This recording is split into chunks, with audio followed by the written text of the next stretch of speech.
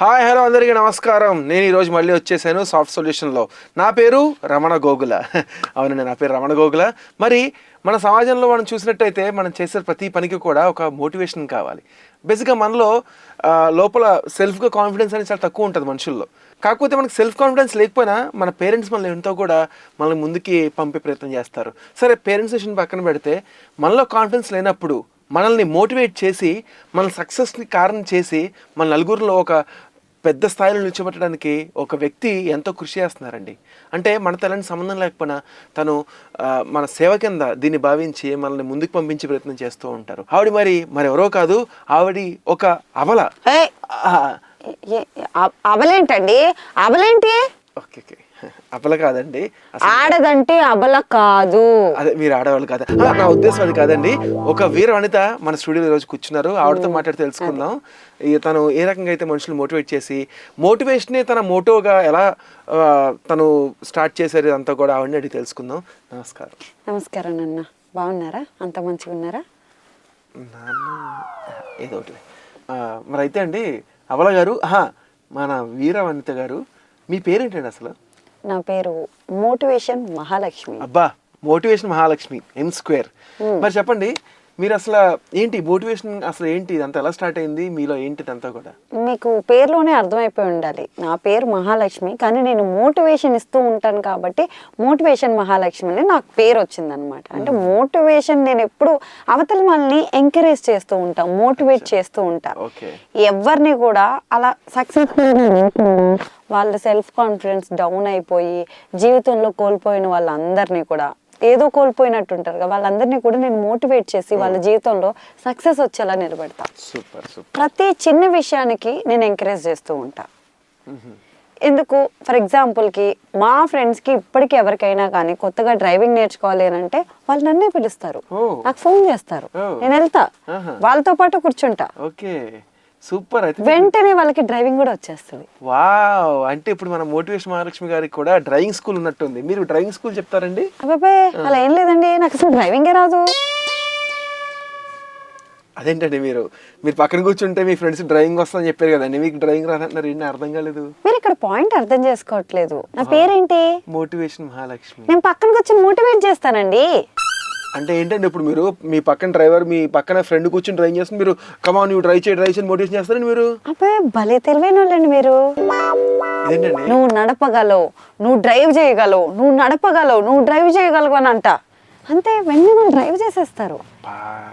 ఏదైనా కాన్ఫిడెన్స్ అనేది చాలా ఇంపార్టెంట్. ఆ కాన్ఫిడెన్స్ని ఎంకరేజ్ చేయాలి. అంటే వాళ్ళు లేని కాన్ఫిడెన్స్ని నేను తీసుకొస్తుంటా, వాళ్ళని మోటివేట్ చేస్తా, వాళ్ళని ఎంకరేజ్ చేస్తా. వాళ్ళ పనిలో విజయం సాధించే వరకు నిద్రపోకుండా అలా మోటివేట్ చేస్తూనే ఉంటా. ఎందుకో మొన్నటికి మొన్న మా ఫ్రెండ్ పైలట్ అవుదాం అనుకుంది, డ్రైవింగ్ రాదు. పైలట్ కూడా ఒక డ్రైవింగే కదా. అంటే కొంపతీసేనండి, మీరేమైనా ఉన్నారండి క్యాబిన్లో? ఉన్నానండి. ఏం మాట్లాడుతున్నారండి? నన్ను తీసుకెళ్ళిందండి ఆవిడ. ఏం చేస్తాను నేను?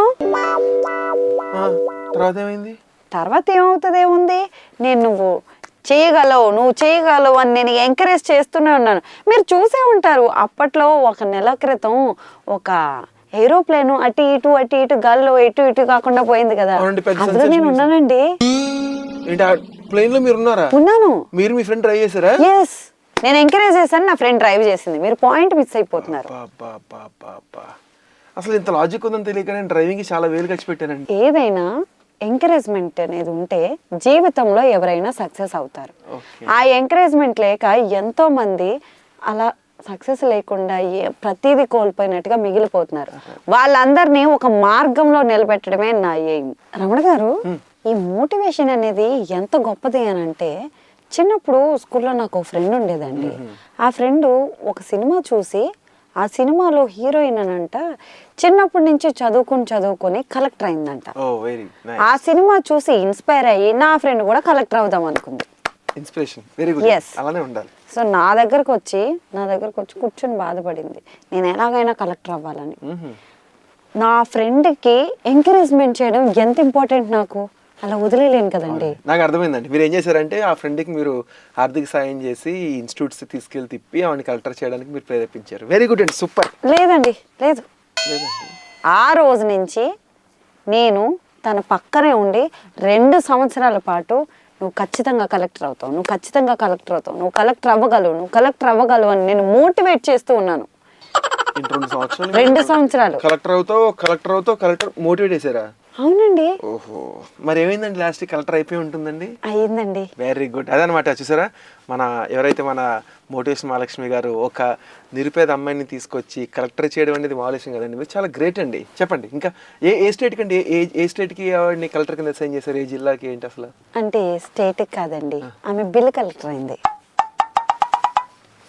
బిల్ కలెక్టర్ అయింది అంటే కలెక్టర్ అంటే బిల్ కలెక్టరేనండి, బిల్ కలెక్టర్. ఏదైతే కలెక్టర్ ఉందా లేదా, కలెక్టర్ ఉందా లేదా, ఎంత పాజిటివిటీయో.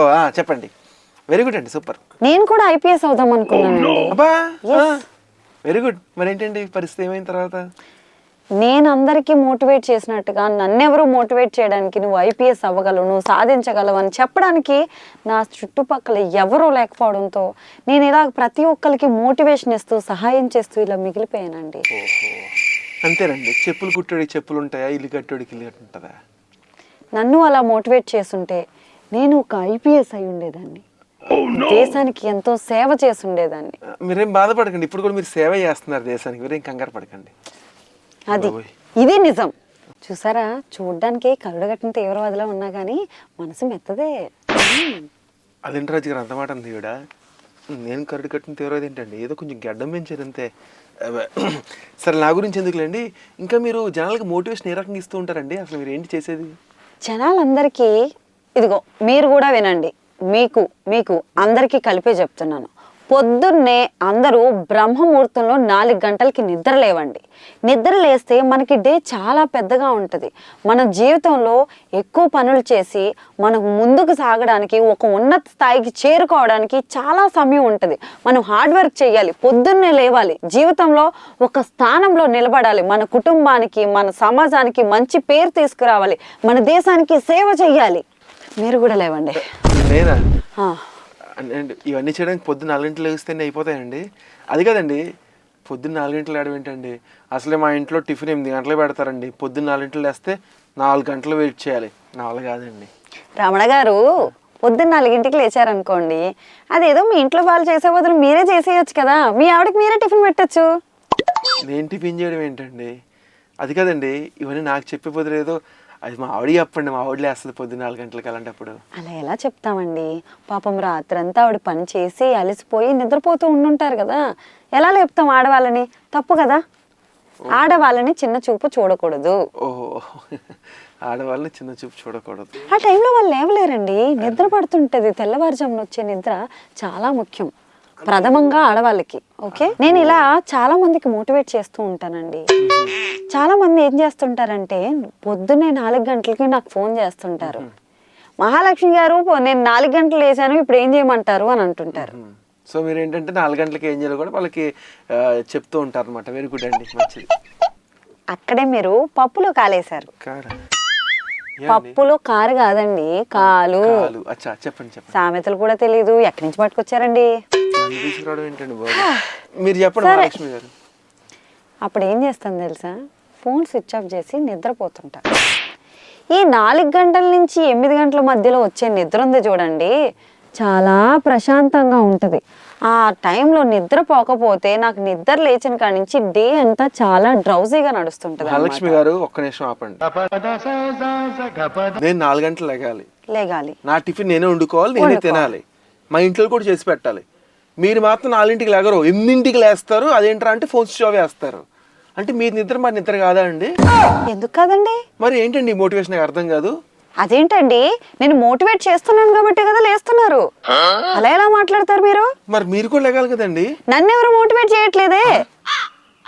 అంటే ఇప్పుడు మోటివేట్ చేయటం కాబట్టి మీరు లేగరు. అవును. ఇందాక ఐపీఎస్ కూడా అంతే, ఇప్పుడు నిద్ర కూడా అంతే. ఏంటి సార్ రాజు గారు ఇది? నేనేం చెప్పాను, మీరు పాయింట్ మిస్ అవుతున్నారు. మోటివేషన్ ఉంటే ఎవరైనా ఏదైనా సాధించగలుగుతారు. మనకి మోటివేషన్ ఇచ్చేవాళ్ళు, ఎంకరేజ్ చేసే వాళ్ళు ఉండాలి. నేను ఇంతమందిని ఎంకరేజ్ చేస్తున్నాను, మోటివేట్ చేస్తున్నాను, అందుకే వాళ్ళు జీవితంలో సక్సెస్ అవుతున్నారు. నన్ను ఇంత వీర వనితని మోటివేషన్ మహాలక్ష్మి మోటివేట్ చేయడానికి ఒక్కరు కూడా లేరు. లేదంటే నేను IAS అయ్యి దేశాన్ని ఇంకా ఉద్ధరించి ఉండేదాన్ని. ఇప్పటికే చాలా ఉద్ధరించారుగా. వీరవనిత మహాలక్ష్మి గారు, చెప్పండి. మీకు పెళ్ళయిందా అండి? అయ్యిందండి. సిగ్గుపడుతున్నారు. Very good. ఎప్పుడు పెళ్ళైంది మీది? 2 సంవత్సరాల క్రితమే అయిందండి. ఓహో, మరంటే మీ వారు ఇప్పుడు ఎలా ఉన్నారు, ఏం చేస్తున్నారు, ఫ్యామిలీ బ్యాక్గ్రౌండ్ ఏంటండి? మా వారు ఎలా ఉన్నారో ఎక్కడున్నారో తెలియదండి. అంటే మీరు పనిలో పడి ఆయన్ని సరిగా పట్టించుకుంటలేదండి. ఏం జరిగిందండి అసలు? అలా ఏం కాదండి, పెళ్ళైన 2 నెలల తర్వాత మా ఇంటి పక్కన ఒక ఫ్యామిలీ దిగారు. ఓకే. వాళ్ళకు ఒక అందమైన కూతురు ఉంది. మా ఆయన బయటికి వెళ్తూ ఆ అమ్మాయిని చూశాడు. చూసి నా దగ్గరకు వచ్చి, పక్కింట్లో అమ్మాయి చాలా బాగుంది, నిన్ను పెళ్లి చేసుకోవడానికి ముందు ఆ అమ్మాయి నాకు కనిపించుంటే ఆ అమ్మాయినే పెళ్లి చేసుకునేవాడిని అని అన్నాడు. తప్పు కదండి, చాలా బాధపడి ఉంటారు మీరు. లేదండి, ఆయన అందులో బాధపడడానికి ఏముంది, ఆయన మనసులో అనుకున్న విషయాన్ని చెప్పాడు.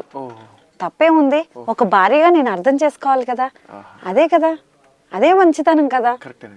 అందుకే నేనేం చేశాను అని అంటే, మా ఆయన్ని ఎంకరేజ్ చేశా.